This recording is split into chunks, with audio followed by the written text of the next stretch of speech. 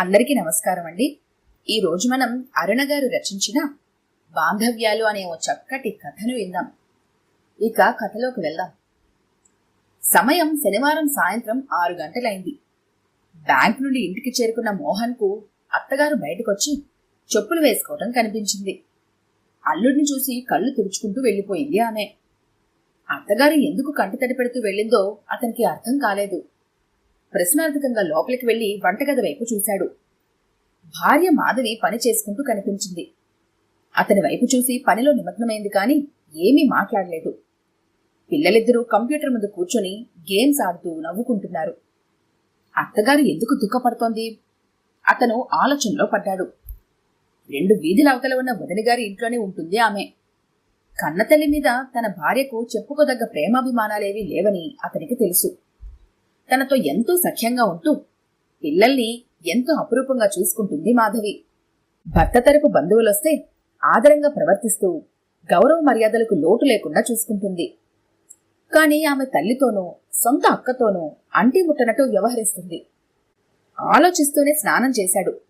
అలసట మటుమాయమై మనసుకు హాయిగా అనిపించింది. శనివారం నాడు రాత్రిపూట అతను భోజనం చేయడు. కూరగాయలు పండ్లు తిని సరిపెట్టుకుంటాడు. క్యారెట్, టమాటో, కీరా దోస మొక్కలు ప్లేట్లో సర్ది అతని ఎదుట ఉంచింది. భార్య సీరియస్ గా ఉండటం వల్ల అతను మాట్లాడించదలుచుకోలేదు. యాపిల్ ముక్కలు, కమలా తొనలు ఉన్న ప్లేట్ కూడా అతని ఎదుట ఉంచి కిచెన్లోకి వెళ్ళింది పని మీద. తినడం ముగించి డైనింగ్ టేబుల్ వద్ద నుండి లేచి వెళ్లి పిల్లల దగ్గర కూర్చున్నాడు. వాళ్ళు ఆడుతున్న కంప్యూటర్ గేమ్స్ చూస్తూ పిల్లల నవ్వుల్లో పాలు పంచుకున్నాడు. కాసేపు స్కూల్లో విశేషాలు తండ్రికి చెప్పారు ఇద్దరూ పోటీపడి. తల్లి భోజనానికి పిలవటంతో కంప్యూటర్ ఆఫ్ చేసి వెళ్లి భోజనం చేశారు. మరో అర్ధగంట తర్వాత పిల్లలు చదువులో పడ్డారు. పెద్దవాడు అభినవ్ 6వ తరగతి, చిన్నవాడు అక్షయ్ 4వ తరగతి చదువుతున్నారు. పేపర్ చూస్తూ కూర్చున్నాడు మోహన్. టీవీ పెట్టి పిల్లల ఏకాగ్రతకు భంగం కలిగించడం అతనికి ఇష్టం ఉండదు. టీవీ కార్యక్రమాల మీద అంతగా ఆసక్తి కూడా లేదు. 10 గంటలకు పిల్లల చదువుకోవడం ముగించి పడుకున్నారు. తలుపులు వేసి బెడ్రూంలోకి వెళ్ళింది మాధవి. ఈ వేళ నీ మూడ్ బాగోలేదు, ఎందుకలా ఉన్నావు మధు? అనునయంగా అడిగాడు. అలాంటిదేమీ లేదు, బాగానే ఉన్నాను. మంచం మీద అతని పక్కన కూర్చుంటూ అంది. ఆమె ముఖం మీద రేఖామాత్రంగా నవ్వు కనిపించినా కళ్లల్లో ఏదో బాధ కొట్టొచ్చినట్టు కనిపించింది. మీ అమ్మ వచ్చి వెళ్లడం చూశాను అన్నాడు. మాధవి మాట్లాడలేదు. అత్తయ్య కన్నీళ్లు తుడుచుకుంటూ వెళ్ళింది? ప్రశ్నార్థకంగా అడిగాడు. చివాలను తలెత్తి అతని వైపు చూసింది. కొద్ది రోజుల నుండి ఒంట్లో బాగుండటం లేదట. ఎడంభుజం బాగా నొప్పిగా ఉండి కదిలించలేకపోతుందట. డాక్టర్ దగ్గరకు తీసుకెళ్లమని అడిగింది. మరి డాక్టర్ దగ్గరకు తీసుకువెళ్లావా? ఏమన్నారు? ఆతృతగా అడిగాడు. ఊహో, తీసుకువెళ్లలేదు. 4 తిట్టి పంపించాను. మాధవి ముఖంలోనూ మాటల్లోనూ కోపం తొంగి చూసింది. డాక్టర్ దగ్గరకు తీసుకెళ్లమని కన్న తల్లి అడిగితే తిట్టి పంపించావా? ఆశ్చర్యంగా అడిగాడు. అవును, ఉన్న ఆస్తంతా పెద్ద కూతురికి ఇచ్చేసి అక్కడే ఉంటుంది కదా. ఒంట్లో బాగుండకపోతే ఇప్పుడు డాక్టర్ దగ్గరకు తీసుకువెళ్ళటానికి నేను గుర్తొచ్చాను. కాని ఆస్తి ఇవ్వడానికి జ్ఞాపకం రాలేదు. నాకు ఒళ్ళు మండి ఇదే మాట అన్నాను. ఏడుస్తూ వెళ్ళిపోయింది కాబోలు. నేను చూడలేదులేండి. తప్పు చేశావు మధు అన్నాడు. తప్పు చేసింది నేను కాదు, మా అమ్మ, రోషంగా అంది. భార్య ముఖంలోకి అలాగే చూస్తూ ఉండిపోయాడు. అత్తమామల ఆర్థిక స్థితిగతులు అతనికి తెలుసు. 2 ఆడపిల్లలకు పెళ్లిలో కట్న కానుకలిచ్చి తమ కింద కొంత ఆస్తిని అట్టిపెట్టుకున్నారు.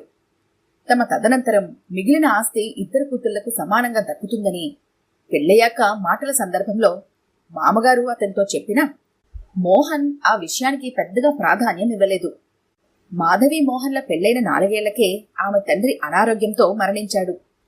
భర్త పోయిన దుఃఖం నుండి కోలుకోకముందే మాధవి తల్లికి ఊహించని విధంగా మానసికంగా మరో దెబ్బ తగిలింది.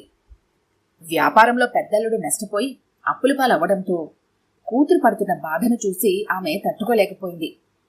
వేదన తట్టుకోలేక కూతురు అల్లుడు ఆత్మహత్య చేసుకుంటారేమో అన్నంత భయం కలిగింది కూడా. కాలయాపన చేయకుండా తనకు ఉన్న ఇల్లు, ఖాళీ స్థలం, బంగారం అమ్మేసి అల్లుడి చేతిలో పెట్టింది. ఆమె ఇచ్చిన సొమ్ముతో అప్పులన్నీ తీర్చేసి రుణ విముక్తుడై నిశ్చింతగా ఊపిరి పీల్చుకున్నాడు అతను. తాను నోరు తెరిచి అడగకపోయినా అత్తగారు సాయం చేసి ఆదుకున్నారన్న కృతజ్ఞత పెద్దల్లుడి మనసులో ఉంది. అతని మనసు మంచిదే కాని కాలం కలిసిరాక వ్యాపారంలో నష్టపోయాడు. పల్లెలో పూర్వీకుల నాటి చిన్న పెంకుటింటికి మారి శేష జీవితాన్ని అక్కడే గడపాలని నిర్ణయించుకున్న అత్తగారిని మనస్ఫూర్తిగా తమ కుటుంబంలోకి ఆహ్వానించాడు. కూతురు అల్లుడు ఇద్దరు ప్రాధేయపట్టంతో పల్లెకు వెళ్లాలన్న ఆలోచన విరమించుకుని పెద్ద కూతురి ఇంట్లోనే ఉండసాగింది వృద్ధురాలు. భార్య బిడ్డలను పోషించుకోవడానికి గత్యంతరం లేక ఒక షాప్లో గుమస్తాగా చేరి ఇల్లు నెట్టుకొస్తున్నాడు మాధవి బావ పతంజలి. భర్త అవస్థను చూడలేక తాను కూడా పనిచేయాలని నిశ్చయించుకుంది మాధవి అక్క సుమతి. ఇంట్లో ఖాళీ సమయంలో పచ్చళ్ళు, జంతికలు, లడ్డూలు తయారు చేసి ఊళ్ళో ఉన్న సూపర్ బజార్లు 2-3 సరఫరా చేస్తూ కొంత ఆదాయాన్ని గడిస్తోంది. పొదుపుగా సంసారం గడుపుతూ పిల్లలిద్దరిని మున్సిపల్ హైస్కూల్లో చదివిస్తూ కాలం గడుపుతున్నారు ఆ దంపతులు. అమ్మ మీద అక్క మీద అంతకు ముందు ఉన్న ప్రేమాభిమానాలు మాధవి మనసులో ఇప్పుడు మచ్చుక్కైనా లేవు. తల్లి ఎప్పుడైతే ఆస్తంతా అమ్మేసి అక్కబావల చేతుల్లో డబ్బు ధారపోసిందో ఆనాటి నుండి వారి ముగ్గురి మీద కోపాన్ని, ద్వేషాన్ని పెంచుకుంది. తనకు రావాల్సిన సగం వాటాను సుమతి తీసుకుందని ఆమె మీద కూడా కోపం. నాన్న సంపాదించిన ఆస్తిని తనకు ఇష్టమైన విధంగా వాడుకునే హక్కు ఉందని చెప్పి యావదాస్తిని అమ్మేసి మొత్తం డబ్బు అక్కకిచ్చిందని తల్లి మీద పీకల వరకు కోపం ఉంది. వ్యాపారంలో తీవ్రంగా నష్టపోయిన బావగారి మీద తేలిక భావం ఏర్పడింది మాధవి మనసులో. అమ్మ మీద, అక్క బావల మీద ఏర్పడిన వ్యతిరేక భావాలు ఇన్నాళ్లు గడిచినా ఇంకా తగ్గుముఖం పట్టలేదు. అక్క సుమతి జాతకానికి విరుద్ధంగా మాధవి జీవితం 3 పువ్వులు 6 కాయలుగా ఉంది. పెళ్లినాటికి మోహన్ బ్యాంక్లో క్లర్క్గా ఉద్యోగం చేసేవాడు. పెళ్లైన 2 నెలలకే భర్తకు ఆఫీసర్గా ప్రమోషన్ రావటంతో తన అదృష్టం మీద మాధవికి విపరీతమైన నమ్మకం ఏర్పడింది. ముత్యాల్లాంటి 2 బిడ్డలు కలిగారు. పిల్లలు తమ తెలివితేటలతో, ఆటపాటలతో అలరిస్తుంటే తన అదృష్టాన్ని తలుచుకుని మురిసిపోయేది మాధవి. భర్త ఆఫీసర్గా అంకిత భావంతో పనిచేస్తూ మరికొద్ది సంవత్సరాలకే మేనేజర్ అవడంతో మాధవి ఆనందానికి అవధులు లేకపోయాయి. మేనేజర్గా ప్రమోషన్ వచ్చిన తర్వాత తోడల్లుడుంటున్న ఏలూరు ట్రాన్స్ఫర్ అయింది 2 నెలల క్రితం. తల్లిని అక్కనే అప్పుడప్పుడు కలుసుకోవచ్చని మాధవి సంబరపడుతుందేమో అనుకున్నాడు మోహన్. కాని భార్య మొహంలో అలాంటి సంతోషం మచ్చుక్కైనా కనిపించలేదు. ఒకే ఊళ్ళో ఉంటున్నారు కదా, చూడాలనిపించి తల్లి ఎప్పుడైనా వస్తే ముభావంగా పలకరిస్తుంది తప్ప మాధవి ఆమె పట్ల ఆత్మీయత కనబరచదు. ఇంట్లో అందర్నీ పలకరించి కొద్దిసేపుండి వెళ్ళిపోతుంది ఆమె.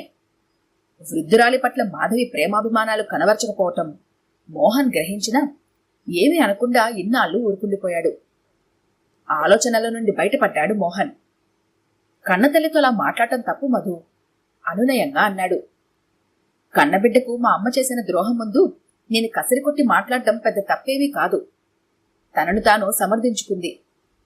మీ అమ్మ నీకు ద్రోహం చేసిందని ఇప్పటికి చాలాసార్లు అన్నావు. ఇన్నాళ్ళు ఈ విషయంలో నేను జోక్యం చేసుకోలేదు. కాని ఇవాల్టి నీ ప్రవర్తన, మాట తీరు చూశాక ఇక బ్రెయిన్ వాష్ చేయక తప్పదని అర్థమైంది. తల్లిదండ్రులకు తమ పిల్లలందరి మీద సమానమైన ప్రేమాభిమానాలు ఉంటాయి. నీ 2 కళ్ళు నీకు ఎలా సమానమో మీ అమ్మ దృష్టిలో కూడా మీ అక్క చెల్లెలిద్దరూ సమానమే. కష్టాల్లో ఉన్న బిడ్డ మీద తల్లికి సానుభూతి ఉంటుంది. తన బిడ్డను ఎలాగైనా ఆపద నుండి గట్టెక్కించాలని ఆరాటపడుతుంది. మీ అమ్మ కూడా అదే చేసింది. పెళ్లిలో నీకు ఇవ్వాల్సిన కట్నం ఎలాగో ఇచ్చాం కదా అనుకుంది. తన భర్త సంపాదించిన ఆస్తిని ఏం చేసినా ఎవరికీ సమాధానం చెప్పనవసరం లేదు అనుకుంది. ఇల్లు, బంగారం, స్థలం అమ్మేసి ఆ డబ్బుతో పెద్ద కూతురు కుటుంబాన్ని అప్పుల ఊబిరిండి బయట పడవేయగలిగింది. గొప్పగా బతకలేకపోయినా కనీస అవసరాలకు లోటు లేకుండా ఇన్నాళ్ళు మీ అక్క దగ్గరే కాలక్షేపం చేసింది. తనను డాక్టర్ దగ్గరికి తీసుకెళ్లి ట్రీట్మెంట్ ఇప్పించమని మీ అక్కని అడగడానికి సంకోచించి బహుశా ఈ విషయం ఇంట్లో చెప్పకుండా మన ఇంటికొచ్చి నోరు తెరిచి అడిగిందేమో. కన్న తల్లిని సాటి మనిషిగా కూడా ఆదరించకుండా కసిరి కొట్టి పంపించావు. ఆమెకు కష్టం కలిగేటట్టు మాట్లాడి తప్పు చేశావు మధు. భర్త మాటలకు అపరాధిలా తల వంచుకుంది మాధవి. ఇప్పటికైనా మించిపోయిందేమీ లేదు. డాక్టర్ దగ్గర అపాయింట్మెంట్ తీసుకుంటాను. రేపు ఉదయం మీ అమ్మని హాస్పిటల్కు తీసుకెళ్దాం. మందులు వాడుతూ కొద్ది రోజులు మన ఇంట్లోనే ఉండమని చెప్పు. ఖర్చు గురించి వెనుకంజ వేయాల్సిన అవసరం లేదు. అలాగే అన్నట్లు తల ఊపింది. మా నాన్న మిగిల్చిన ఆస్తిలో నాకు వాటా దక్కలేదన్న కోపంతో అలా ప్రవర్తించాను. నేను ఎంత సంకుచిత ధోరణితో వ్యవహరించానో అర్థమైంది. ఆమె మాటల్లో పశ్చాత్తాపం తొంగి చూసింది. బాంధవ్యాలను నిలబెట్టుకునేందుకు ఆర్థికపరమైన విషయాలు అడ్డుగోడగా ఉండకూడదు. మనకంటే తక్కువ స్థాయిలో ఉన్న బంధువులతో అనుబంధాన్ని నిలుపుకుంటూ హద్దు మీరకుండా వ్యవహరిస్తూనే వారు ఆర్థికంగా ఎదిగేందుకు చేయూతనివ్వాలి. అతని అభిప్రాయంతో ఏకీభవిస్తున్నట్లు తల ఊపింది. ఈ రోజు సాయంత్రం ఒక డిపాజిటర్ని కలవడానికి వెళ్ళినప్పుడు అనుకోకుండా మీ బావ పతంజలి కనిపించారు. కాసేపు మాట్లాడుకుందాం రమ్మని బలవంతంగా నా వెంట బ్యాంకుకి తీసుకెళ్లాను. మీ అక్క పచ్చళ్ళు, స్వీట్లు మొదలైనవి తయారు చేసి అమ్ముతోందని నాకు తెలుసు. వీటిని ఖాతాదారులకు నేరుగా అమ్ముకునేందుకు వీలుగా హోమ్ ఫుడ్ షాప్ తెరిస్తే బాగుంటుందని మాటల మధ్యలో అన్నాను. అలా చెయ్యాలన్న కోరిక ఉన్న పెట్టుబడికి డబ్బులు లేదని మీ బావ చెప్పారు. మా బ్యాంకు నుండి లోన్ ఇస్తామని చెప్పాను. ఆయన ఎంతగా సంతోషించారు మాటల్లో చెప్పలేను. షాప్ పెట్టిన తర్వాత మీ అక్క, బావ మంచి స్థితికి ఎదుగుతారన్న నమ్మకం నాకుంది దృఢంగా అన్నాడు మోహన్. తోడల్లుడు కుటుంబానికి చేయూతనందిస్తున్న అతని సంస్కారానికి అబ్బురపడుతూ చూసింది మాధవి. ఆమె మనసు కృతజ్ఞతతో నిండిపోయింది. భర్త చేతిని తన చేతుల్లోకి తీసుకుని ఇష్టంగా చంపలకు ఆనించుకుంది. పట్టరాని సంతోషం కలిగినప్పుడు ఆమె అలానే చేస్తుంది. చిరునవ్వుతో భార్య ముఖంలోకి చూస్తూ ఉండిపోయాడు మోహన్. ఈ కథ కనుక మీకు నచ్చినట్లయితే లైక్ చేయండి, షేర్ చేయండి. మరిన్ని ఇంట్రెస్టింగ్ కథల కోసం మా ఛానల్ని తప్పకుండా సబ్స్క్రైబ్ చేసుకోండి.